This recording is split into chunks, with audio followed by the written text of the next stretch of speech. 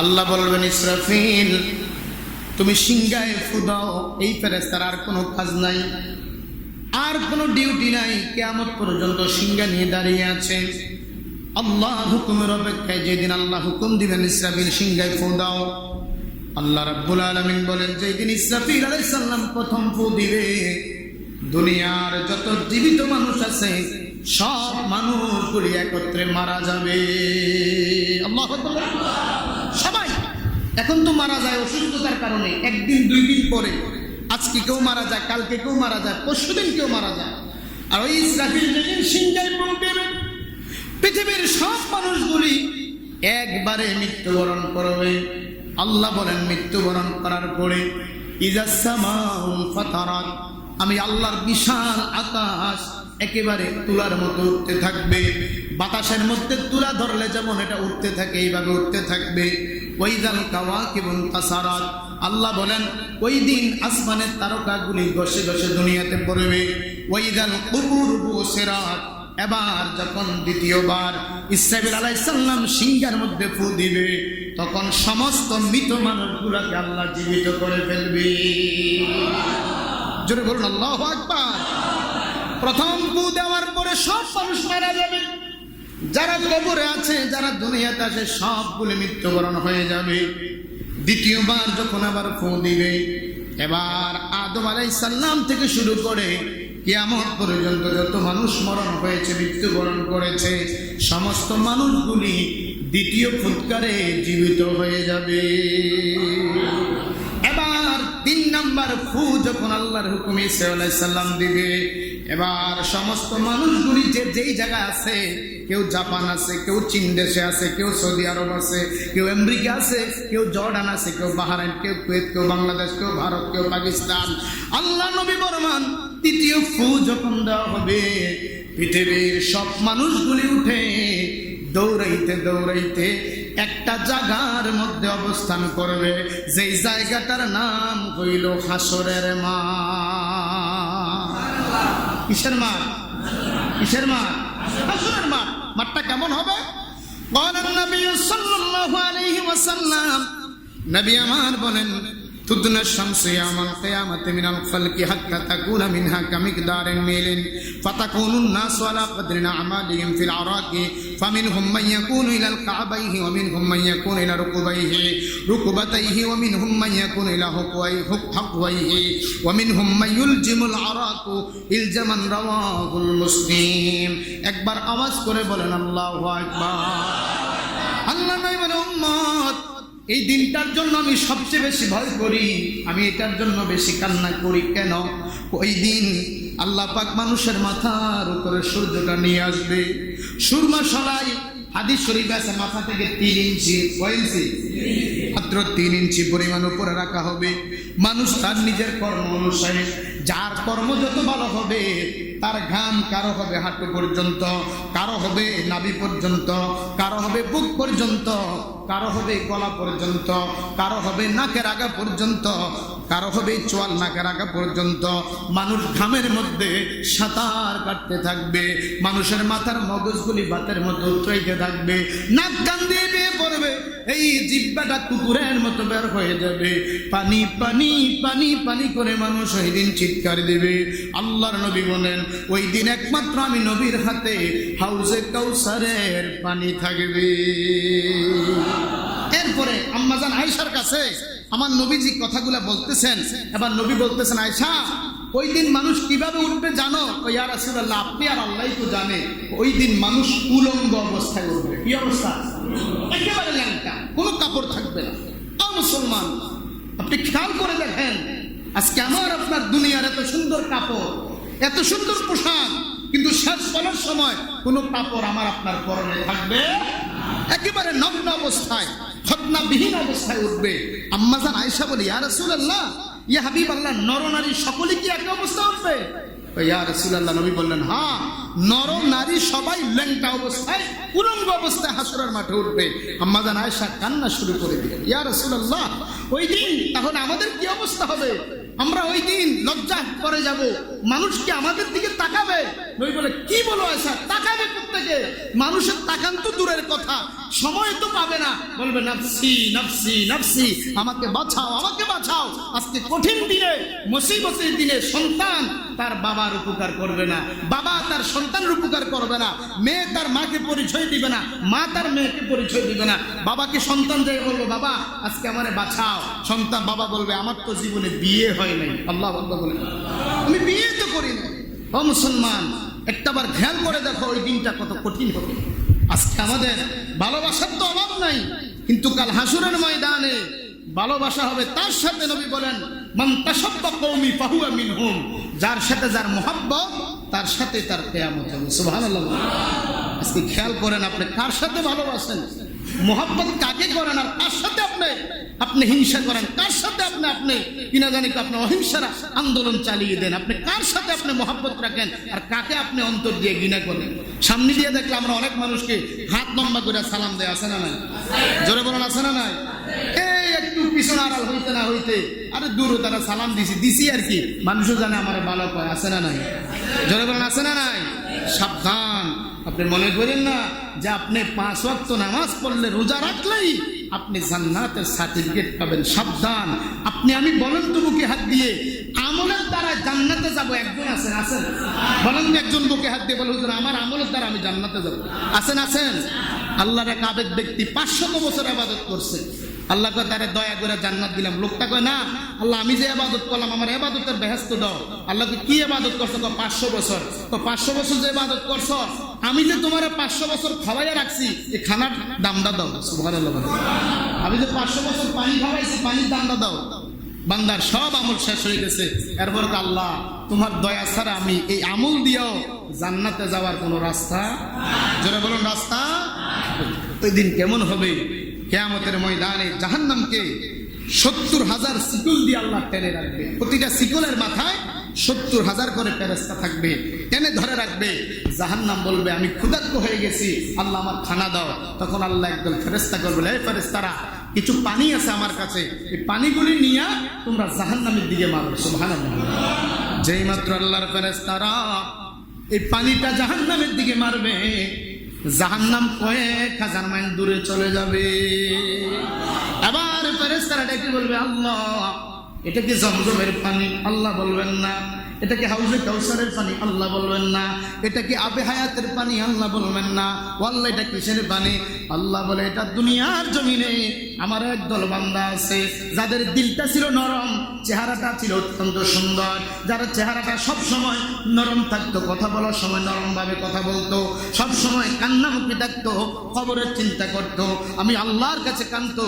আজকে এইগুলা হইল আমার বান্দাদের চোখের পানি। কিসের পানি? এটার দাম হাউজে কাউসারের পানির চাইতে দাম, এটার দাম আবে হায়াতের পানির চাইতে দামি। কিন্তু আজকে অনেকে আছে দেখবেন হাজারো চেষ্টা করলে চোখ থেকে পানি বের হবে না, আছে না? অন্তত ভালো না, দিল ভালো না, পানি আসবে কোত্থেকে? কথা বলেন ঠিক কিনা? এই জন্য বাবা দিল পরিষ্কার করেন, অন্তর সাফ করেন, দেখবেন আপনি বলার আগে আল্লাহ নামটা নেওয়ার আগে পানি চলে আসবে। কথা বলে ঠিক কি? আল্লাহ বলারা কেমনি আল্লাহ হয়েছে কি? আমরা তো 30,000 বেশি হাতের অলি কইনি, কথা কয়নি। যার সম্পদ বেশি তারিখে আল্লাহর অলি কর, যে বেশি গরুর গোশত খায় হাতের আল্লাহর অলি কর, কয়নি। কারে কয়? আল্লাহর অলি তারা যারা আল্লাহর ভয়ে ক্রন্দন অবস্থায় থাকে, যাদের দিলটা নরম থাকে, যারা সব সময় কবর হাসর মিজান ফুলসিরাতের চিন্তা করে। কথা বলেন ঠিক? আম্মা জান আয়েশা রাদিয়াল্লাহু তাআলা আনহু একদিন কবরের কথা স্মরণ করে কাঁদতেছে। নবী আমার বলে আয়েশা তুমি কান্দো কেন? কে ইয়া রাসূলুল্লাহ দুজকের কথা আমার স্মরণ হয়ে গেল। আপনারা আপনাদের পরিবারের কথা কি খেয়াল রাখবেন হাসরের ময়দানে? আল্লাহর নবী বলেন আয়েশা রে 3 জায়গায় কোন মানুষের খেয়াল রাখতে পারবে না। কয় জায়গায়? 3 জায়গায় কেউ কারো খেয়াল রাখবে না। আমার নবী তো উম্মতের পাগল, নবী ব্যতীত পৃথিবীর কেউ কোনো জায়গায় 3 জায়গায় কোনো পরিবার কারো খবর রাখবে না। ইয়া রাসূলুল্লাহ 3 জায়গা কোথায়? নবী বললেন তুলাদণ্ডের নিকট, অর্থাৎ যেখানে মিজান ওজন মাপ দেওয়া হবে, আপনার নেক আমল বদ আমল। ওই দিন কেউ কারোর দিকে তাকাবে না। ওই দিন বলবে নাফসি নাফসি, শুধু তাকায় থাকবে আমার ওজনটা কি ডাইনে যায় না বামে যায়। সুবহানাল্লাহ। ওই দিন নেকের আমলের দিকে আর বদ আমলের দিকে তাকিয়ে থাকবে, খবর রাখবে না। এরপরে নাইয়া দেহের গরকে মদিনা জয় নামাজ বিছাইয়া আমরা দেখব সোনার মদিনা। আল্লাহুম্মা সাল্লি আলা সাইয়্যিদিনা মাওলানা মুহাম্মদ ওয়া আলা আলি সাইয়্যিদিনা।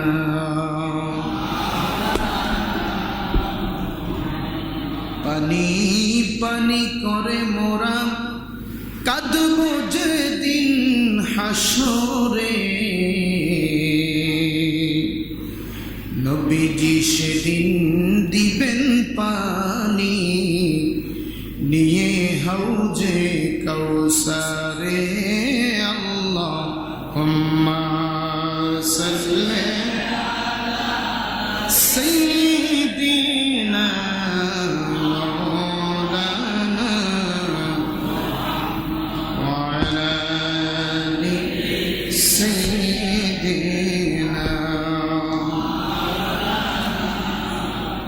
কেউ বাজাবে জাহান্নামে আবার, কেউ বাজাবে জান্নাতে।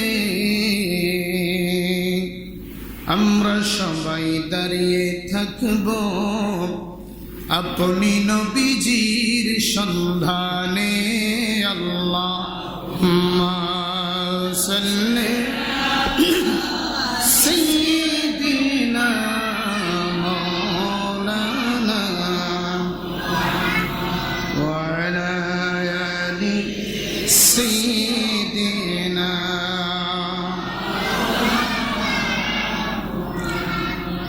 প্রিয় হাজিরিন, বলতেছিলাম এই কিয়ামতের জন্য আল্লাহ একজন ফেরেশতা নির্ধারণ করেছে যার নাম ইসরাফিল। নাম কি?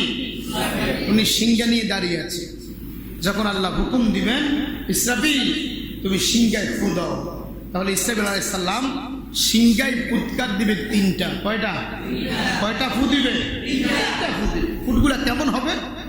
আমার বলেন 2 নম্বরে ওই জায়গার মধ্যে মানুষ খেয়াল রাখবে যে মানুষের আমল নামাটা আল্লাহ ডান হাতে দেয় না, বাম হাতে দেয়। সুবহানাল্লাহ বলেন না?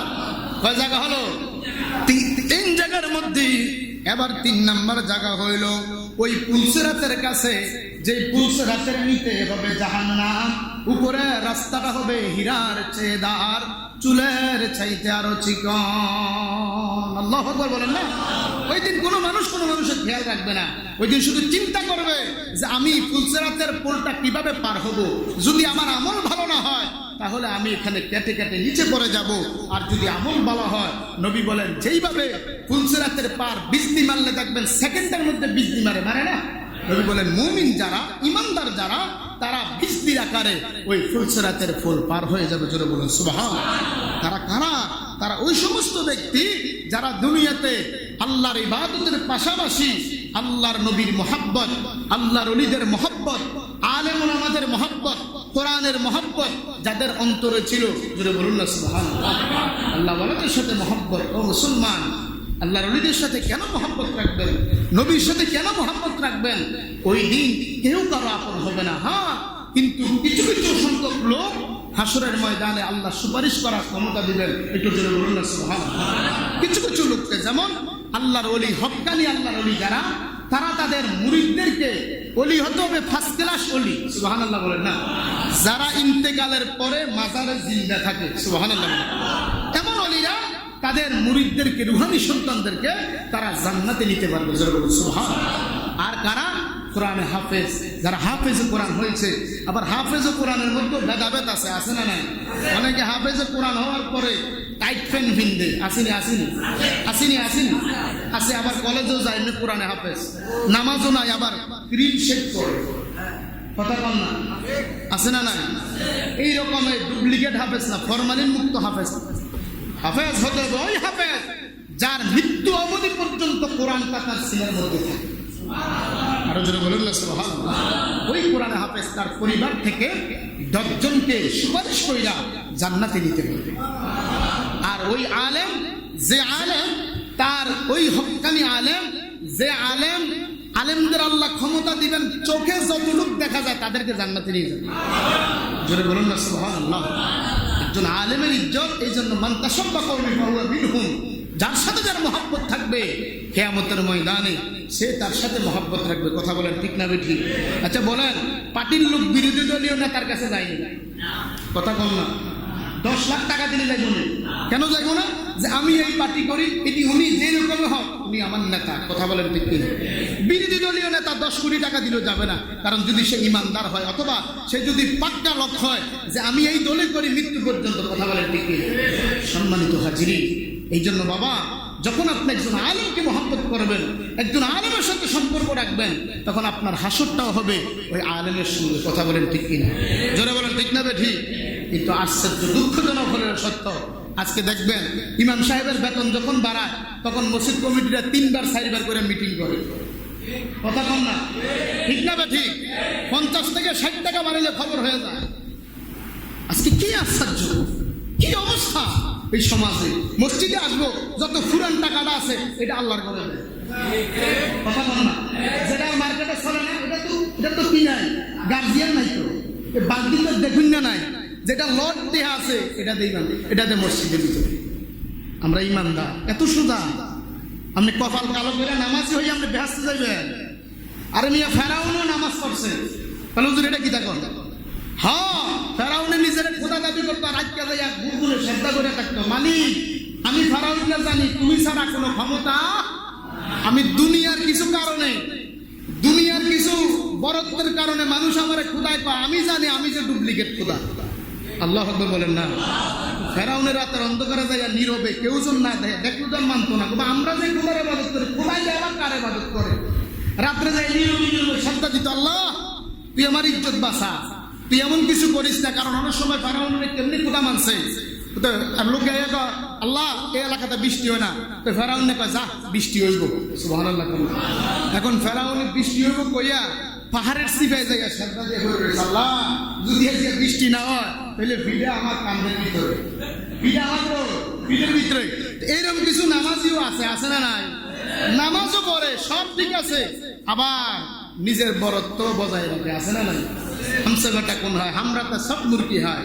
ও মুসলমান, লাল টুপি মাথায় দিলে যেমন সবাই দুলাভাই হতে পারে না, পেট মোটা হইলে যেমন দাঁড়াগা হইতে পারে না। আপনি মনে করেন না যে নামাজ পড়তে পড়তে কপালে দাগ লাগাইয়া নিয়ে আপনি জান্নাতে চলে যাবেন। কথা বলেন ঠিক কিনা? একবার আঙ্গুর গাছ লাগাইছে, কি গাছ? উডানের ভিতরে আঙ্গুর গাছ লাগাইছে 4-5টা। মাশাআল্লাহ, ওই মা ওয়াইয়া সার দেয়, গোবর দেয়, মাঝে মধ্যে ইউরিয়া দেয়, গাছটি তাড়াতাড়ি লম্ব হয়ে গেছে, তাড়াতাড়ি। পুরা উডানে যখন আঙ্গুর গাছ হয়েছে, মা কই ফুট তো সাল দে, তো সাল দিছে ওরে পুরা উডানের ভিতরে আঙ্গুর গাছ দিয়ে সাল দিয়ে দিছে, নুইয়া নুইয়া ঘরে যায়। এখন গাছ তো বড় হয়েছে, ফুল করে, কিন্তু কড়া ধরে না। কি ধরে না? গাছও সুন্দর, ফুলও আছে, কিন্তু কড়া। এখন মা কই ফুট আমি ডিম বেচা করা পেয়ে আছে, তুই কদ্দুর কৃষি অফিসে যা, ওই রামগাটলা এখান থেকে একটা আইনা, একটা ডাক্তার আইনা দেখা, তো হেতে হুন্ডা দিয়ে যাই আনছে। কৃষি অফিসার আইনা কয়, স্যার আমার আঙ্গুর গাছটি যে কত সুন্দর, ফুল দিয়েও কত সুন্দর, কিন্তু কড়া ধরে নাকি একটু ছানছে। তো ওটা মেডিকেল করা কেমিক্যাল বাইর করছে, বাইর করে একটা ডিব্বার ভিতরে একটা আগা আনেন, তো একটা আগা আনছে, এটা পানির চুপা দিয়া দেখি আর করে ইয়ে করেন, একটা গোড়ার ফাতা আনেন, তো আনছে গোড়ার ফাতা, এনে চুপা দিয়া কাছে একটা আগার ফাতা আনেন, তো আনছে আগার ফাতা।